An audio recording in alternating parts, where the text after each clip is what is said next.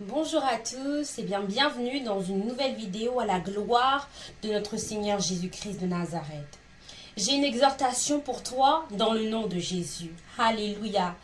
Et cette exhortation est tirée de ce passage dans Juge chapitre 6 au verset 12 où il est dit « L'ange de l'Éternel lui apparut et lui dit « L'Éternel est avec toi, vaillant héros. » Amen.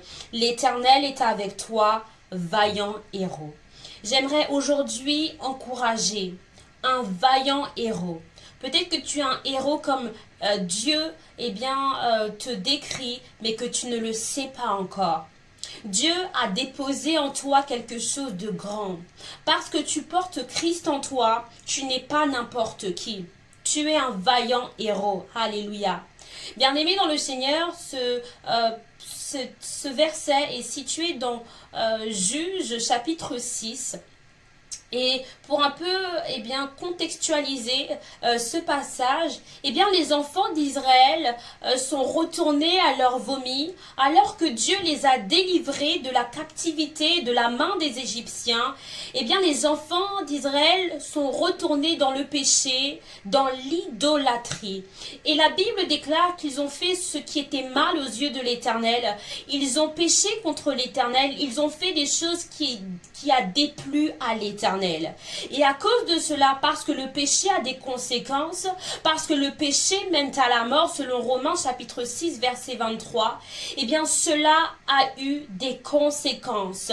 Et donc Dieu a permis, l'Éternel des armées, Dieu a permis que le peuple d'Israël, les enfants d'Israël, soient livrés entre les mains de Madian.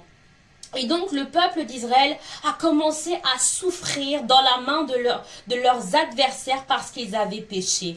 Alors, dans ce chapitre, Dieu déjà veut nous enseigner que le péché mène à la mort.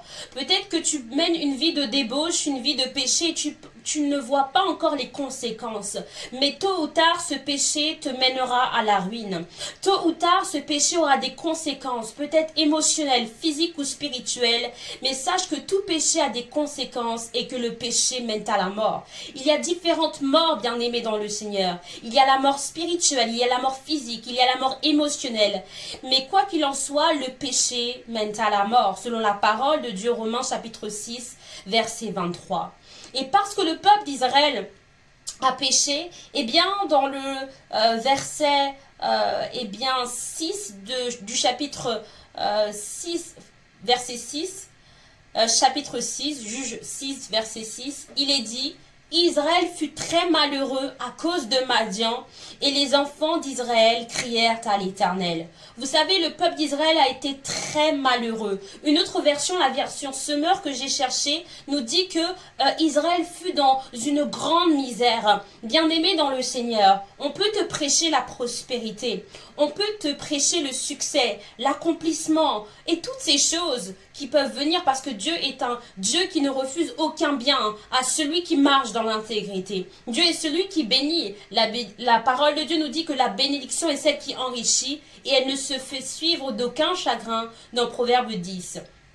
Mais ce que Dieu veut te dire, alléluia, gloire, c'est que avant d'attendre la bénédiction, d'attendre l'accomplissement, d'attendre toutes ces choses qui sont bien de la part de l'Éternel, ce que tu dois rechercher en ces temps, c'est la sanctification. Tu dois veiller à ton âme, tu dois veiller à l'état de ton âme, tu dois veiller à ta marche avec Jésus, tu dois veiller à l'état de ton âme, tu dois veiller à ta vie spirituelle, tu dois veiller, alléluia, rebouche. Tu ne pourras jamais prospérer si tu es dans le péché. Oui, les gens du monde prospèrent et peut-être réussissent selon les critères de ce monde. Mais pour réussir selon les critères de Dieu, alléluia, gloire, il faut mener une vie de sanctification.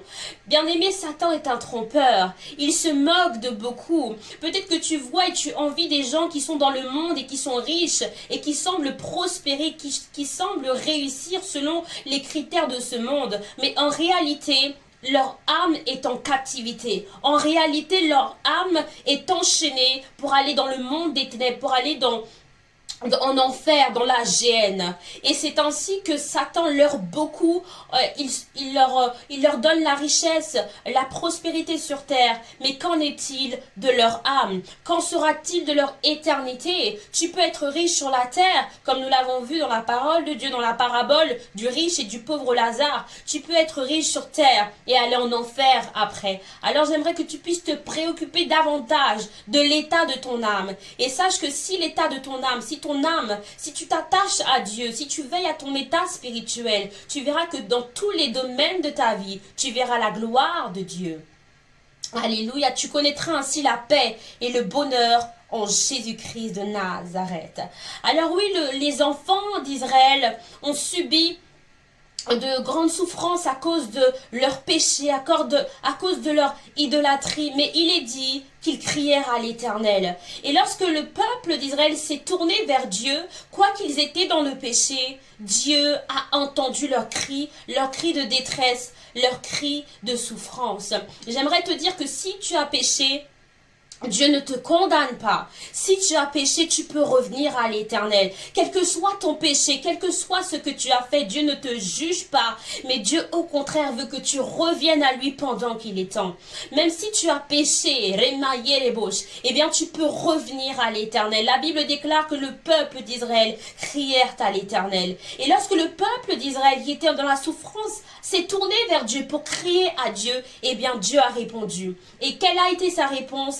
Sa réponse était Gédéon. Tout ça pour te dire que tu es la réponse à la prière d'une personne. Que ta vie est une réponse à la prière d'une personne. Parce que tu es le témoin de Dieu. Parce que tu es un témoignage puissant et vivant. Parce que tu portes Christ en toi. À cause de l'appel de Dieu sur ta vie. À cause de l'étoile de Dieu qui brille sur toi. À cause de ce que tu portes Christ en toi. À cause de l'onction de Dieu sur toi. Tu es la réponse à une prière et Dieu veut t'utiliser puissamment pour ta génération. Alléluia, t'utiliser puissamment pour le salut de ta famille. Il veut t'utiliser puissamment. Alléluia, parce qu'il y a une personne qui crie. Il y a une personne qui crie dans le désert. Il y a une personne qui crie dans la souffrance. Il y a une personne qui crie parce qu'elle est détournée de Dieu, parce qu'elle est loin de Dieu. Et à cause de ce que tu as vécu, parce que Dieu t'a choisi, Dieu va faire de toi une réponse. Dieu va faire de toi un instrument de gloire et de bénédiction entre les mains de l'Éternel. Vous savez, Gédéon ne se sentait pas à la hauteur. Gédéon, regardait à son jeune âge parce qu'il était le plus jeune de sa famille.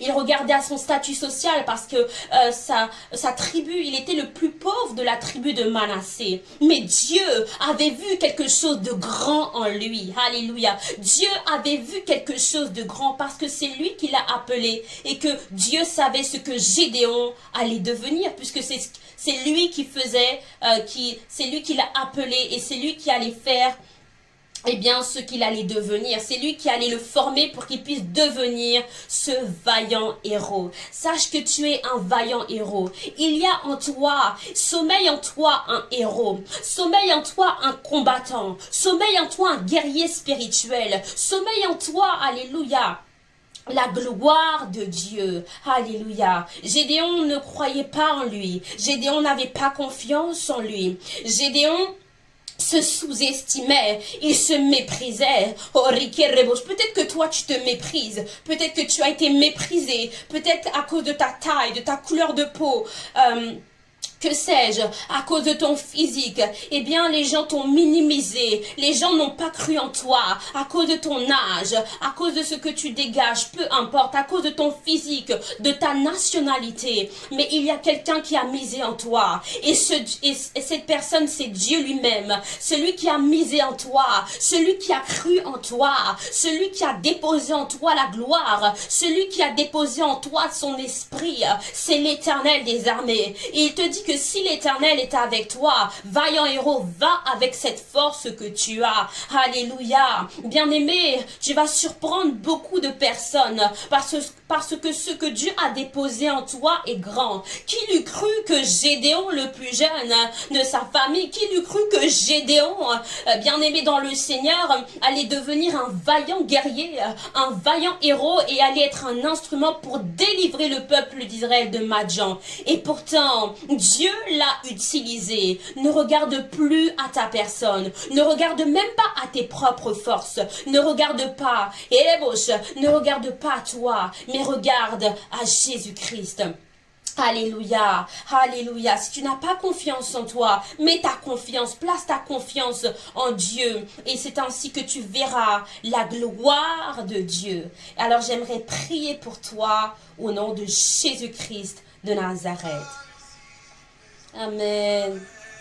Merci Seigneur. Alors que Seigneur Dieu, il y a cette âme qui regarde cette vidéo. Je ne la connais pas, mais toi tu la connais. Je prie en ce jour, Éternel des armées, que tu puisses toucher cette âme profondément dans le nom de Jésus-Christ. Que là où cette personne a été méprisée, que là où cette personne a été minimisée par les hommes, que là où cette personne a été rabaissée, humiliée, rejetée par les hommes, par le monde, je prie au Dieu que tu l'utilises puissamment. Je prie, Papa éternel des armées, que cette personne puisse avoir la révélation de son identité en toi. Que cette personne puisse voir à quel point elle est précieuse à tes yeux, à quel point elle a de la valeur à tes yeux, même si les hommes n'ont pas misé sur elle.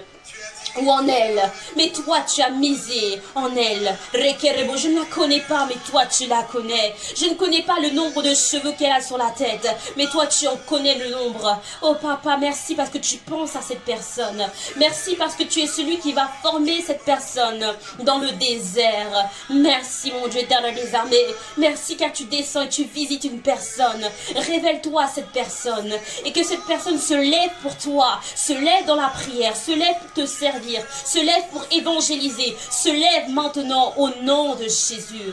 Et là, que tout ce qui l'empêchait de faire ta volonté, les autels familiales, les limitations, les raisonnements humains, l'incrédulité, le doute, que tout ce qui empêchait à cette personne maintenant de te servir et de se lever pour toi, que cela soit brisé au nom de Jésus, que les chaînes soient brisées, que tout ce qui l'empêchait maintenant de faire ta volonté, que cela soit brisé au nom de Jésus. Et nous renversons maintenant par le nom de Jésus-Christ les raisonnements humains et toutes les forteresses dans les pensées au nom de Jésus-Christ. Amen. Alléluia. Merci. J'ai ainsi prié dans le nom de Jésus pour cette personne. Alléluia. Si tu le veux, reçois cette prière. Si tu le veux maintenant, sur la base de cette prière, Dieu va commencer à te révéler les dons, les talents et toutes les richesses et les trésors qu'il a placés en toi pour sa gloire, pour l'édification des nations et des âmes qui ont besoin d'entendre la bonne nouvelle de Christ. Amen. Alléluia. Que Dieu vous bénisse abondamment. Que Dieu réveille en vous le héros qui sommeille en vous au nom puissant de Jésus. Amen. À très bientôt. Amen.